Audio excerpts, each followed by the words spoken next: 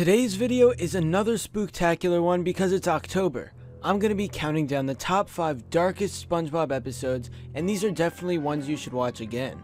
Keep in mind that this is my opinion, and if you think there's a very dark episode not on my list, then comment below and tell me. With that out of the way, let's get into the video. Number 5 is Rock Bottom. This episode is one of the most memorable episodes of the whole show, mostly because of the really cool environment. It's dark both figuratively and literally, because there's so much creepy stuff that goes on in this strange town. Throughout the episode, there are weird creatures that some people would probably have nightmares about. Once you get immersed into the story of this episode, it almost feels like you're actually there. I chose this as number 5 because the plot itself isn't too dark, but the town of Rock Bottom is interesting and one of the best places we've seen in the show. Honestly, I wish it appeared more in other episodes of SpongeBob, but I guess it's just too unique of a place to overuse. Number 4 is Graveyard Shift. In this episode, SpongeBob and Squidward work the night shift at the Krusty Krab, and hilarity ensues. We all know about the hash-slinging slasher, as it's a pretty scary story that Squidward tells. This episode is dark, but also really fun to watch, because we see Squidward messing with SpongeBob.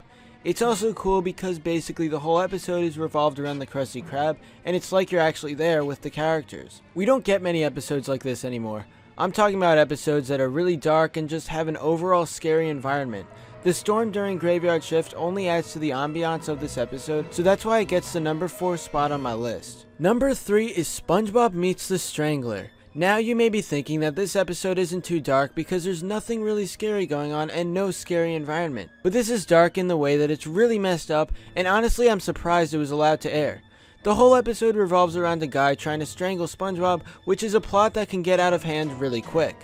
When you watch an episode of a kids cartoon, you likely don't expect your favorite character to be running from someone trying to kill them. SpongeBob does have adult jokes and other stuff that kids won't understand, but this episode was really dark and most kids would probably be scared by it. SpongeBob was completely unaware that this guy wanted to strangle him, and that just made the whole thing a bit scarier.